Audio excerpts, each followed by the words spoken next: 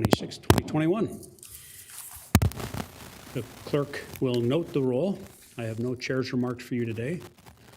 Our first item of business is to consider approving the minutes from the HRA Board meeting of December 15th of 2020 and January 5th, 2021 statutory and organizational meeting. Second. I have a motion by Trustee Look and a second by Trustee Brasted to approve both sets of minutes. Any changes? Seeing none. All those in favor, please signify by saying aye. Aye. Anyone opposed? Our minutes are adopted. Next, we have the Management Committee report, and we have some action items for you today. First, the committee recommends approving a resolution from the City of Now Then for the use of HRA funds in the amount of $200,000 for internet expansion in the southeast quadrant of the city.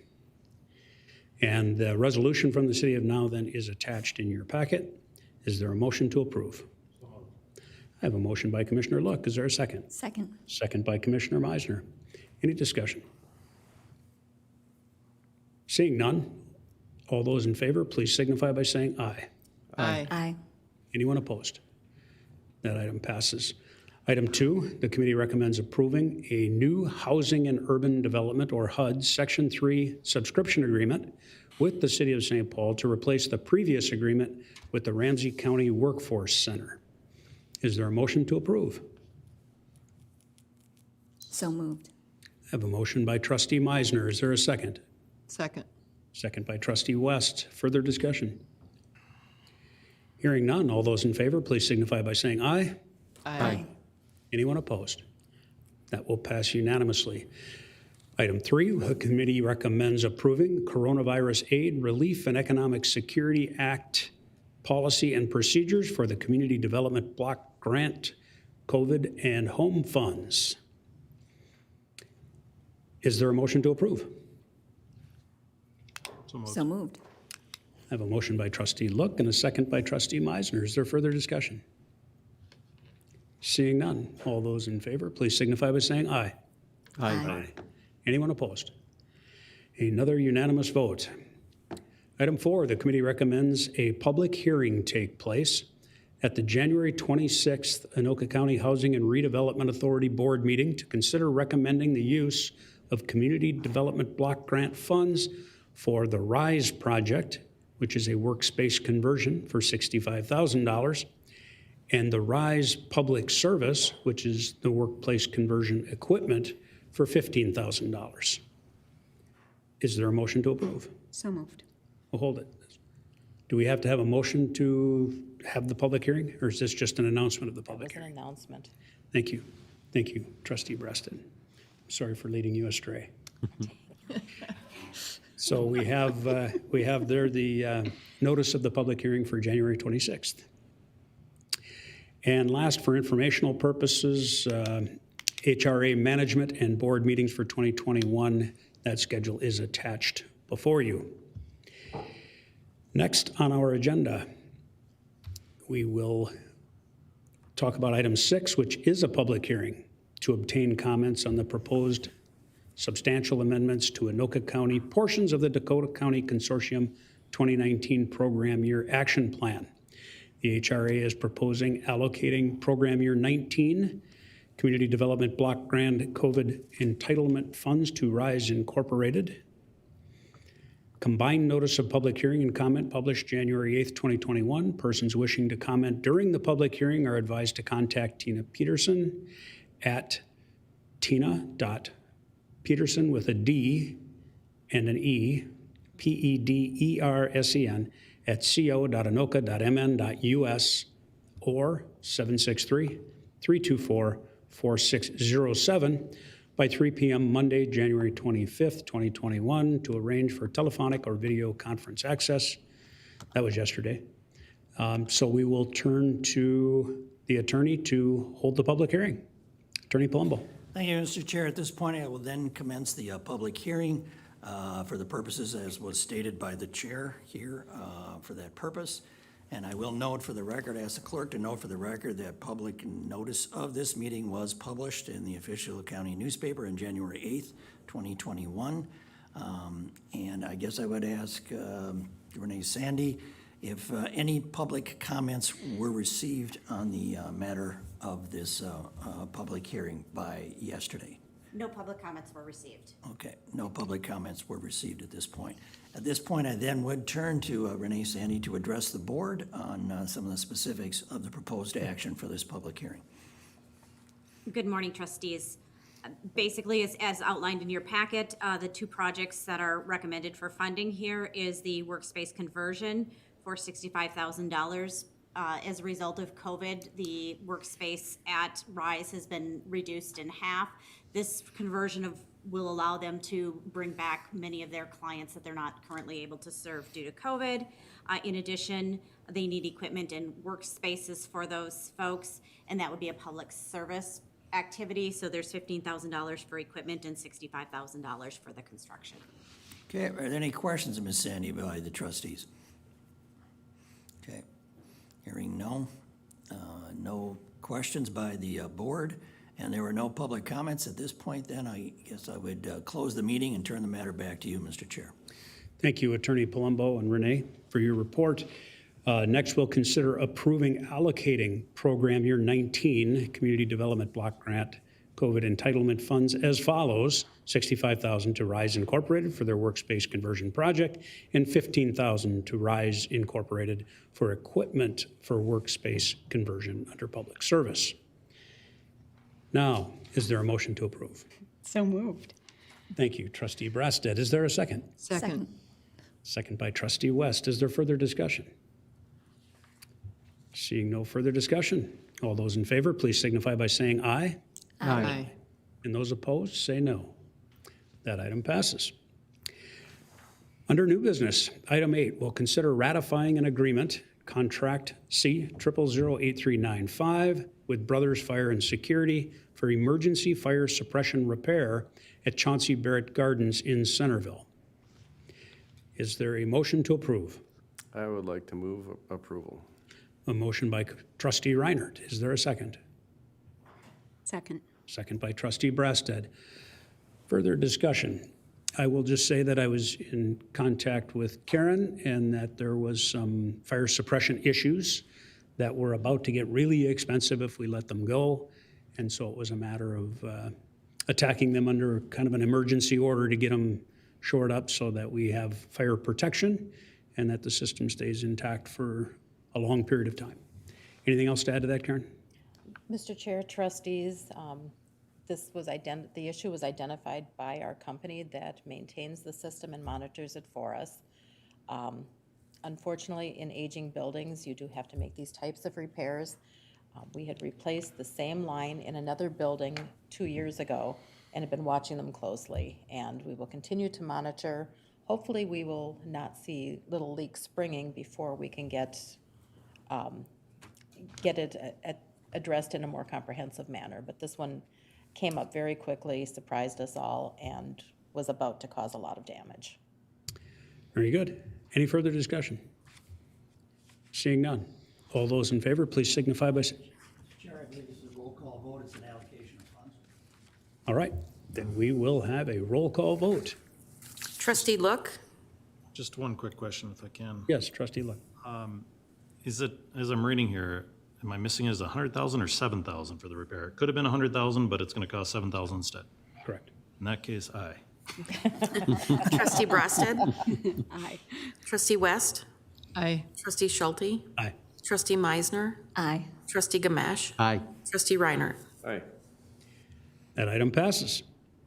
Next, for informational purposes, a discussion of the Emergency Rental Assistance Program funded in the COVID-19 relief bill that was signed into law December 27th of 2020. Karen? Mr. Chairs, trustees, this was a little bit of a surprise to us. It was included in the COVID relief bill signed at the end of 2020. We lucked out. We were able to receive a direct allocation because we're a county that has a population greater than 200,000 people. All totaled, the United States and the territories are receiving $25 billion in this type of emergency funding.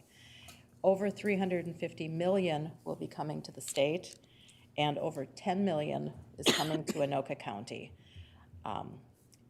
The really exciting part of this program, as we are working to design it, we are not just having to serve tenants. If we have a landlord that has some past due rent out there and has not been able to collect it because of the eviction moratoriums, the landlords are able to apply directly on behalf of their tenants. So we have been working with, we're running multiple paths. We've explored the opportunity to create this program, run it internally, and as nice as it is to have a lot of local control, the staff requirements and gearing up for this would be overwhelming. To move $10 million in 4 to 6 months would be almost a daunting task. So our second course that we're running as an approach is to partner with the other metro counties and the city of Minneapolis and St. Paul. They are the other jurisdictions with over 200,000 people. We've worked with them. We think that there's some possibilities, some ability to coordinate and get that efficiency of scale going. Our third alternative is to work with the state of Minnesota. The state has been charged with creating this program for all of the state. They can serve entitlement jurisdictions and likely will have funds available for us in addition to what we're receiving. But they have to do the same for greater Minnesota.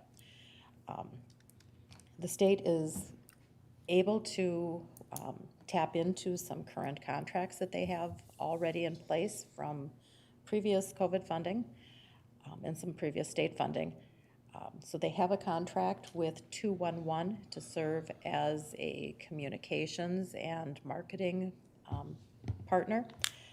They are working on procuring a software program that was actually designed for this program that has both a tenant portal and a landlord portal. We'll hear more about that this afternoon. So we're really excited about this because that technology piece is what makes the program manageable. We'll be able to operate it if we've got the right systems behind us. And then they're looking at two types of community partners. One would be a large organization that can take these applications in and service them, very similar to what the vendors have done on our business programs that we've run. But we also know that there's going to be a percentage of the tenants and landlords out there that may not have access to computers, may not understand the guidelines, may be confused over who's supposed to be submitting, and that's where we think there's a role for our local nonprofits. So we wanted to make you aware of this today. At our management committee meeting in February, I'll be bringing a staff recommendation. We'll talk through all of the options, give you a lot of opportunities to weigh in. But the key things to know are we're pursuing 3 paths, 2 of them very viable. The goal is to help catch people up on rent that is past due, that has not been paid to landlords because of the eviction moratorium. And we can go back as far as 12 months, and I think we're at about 11 months right now. So we may be able to really help these landlords that are struggling, and I'm getting phone calls daily from them. We also have an ability to help stabilize a household and do an additional 3-month rental assistance payment going forward if we believe that that will keep them from having a housing crisis. So we're very excited about this. Our key populations that are going to be served, anyone who applies has to have a household income at or below 80% of the area median income, which is fairly generous for a family of 4. We're talking greater than $100,000. We are being told we have to give preference to persons at or below 50% of area median. So that starts to get down into that lower income population. But we also can serve people who have been unemployed for 90 days or more. So we're putting all of this together. We'll bring you a full report at the management committee meeting. But I wanted to at least start introducing you to the concept and start getting some thoughts that you might have and be happy to answer any questions you might have now. Questions? Yes, trustee Reiner. So a couple questions. First one is, so the flow of dollars is through the tenant, but the landlord can assist, correct? But it always comes, well, I should say the application. The first application is the tenant, or is the person paying the rent, right? Not necessarily. That's why we're excited about this program. We have two different, we call them portals. A tenant can apply directly for the funds. The funds would be paid to the landlord. They won't go to the tenant. It's to pay that landlord the back rent. If the tenant doesn't apply, the landlord can come in, make an application on behalf of that tenant. They have to get certain consents. They have to have an electronic signature, but the landlord can come in, apply directly, and receive the funds.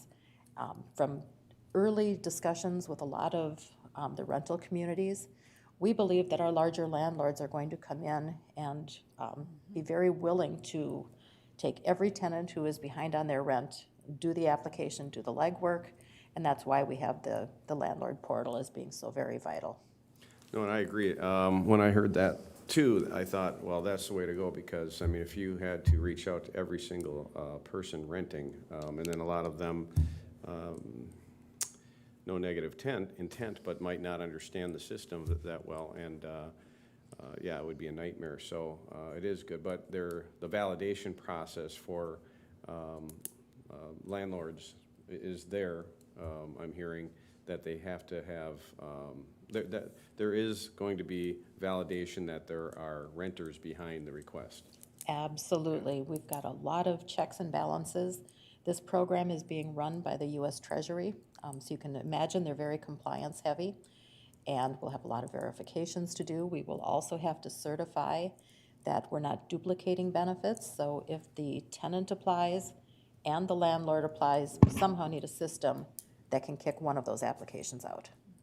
Okay, and the second question, I think I know the answer, and this is just for people that are renting. It's not for home ownership or anything like that. That's a different program.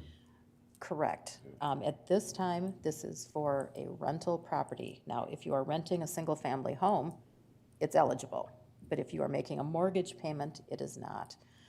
And one great clarification to add, in addition to rent, these funds can be used for back utility payments as well. So we'll be able to help our utility providers who may be falling behind in collections. All right, fantastic, thank you. We're very excited about it. Further questions for Karen? This is informational at this point, but we'll have some decisions to make soon, and they will be big decisions defining how this program rolls out and how we get money into the hands of landlords and tenants who desperately need that money now. So, anything else, Karen? Mr. Chair, I have nothing else for the board. All right. Anything else to come before the HRA? Seeing none, we are adjourned. Thank you.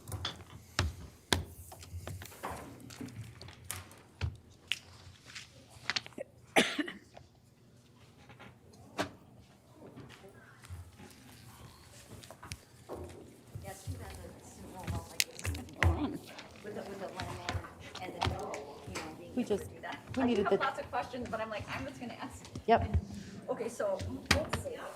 This tenant in question is Yeah, yeah. not through HUD, it's coming through Treasury. Oh, yes. but still federally through an Oakland County HRA. Yep. arm.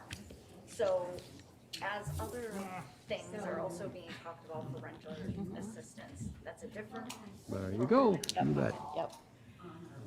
okay.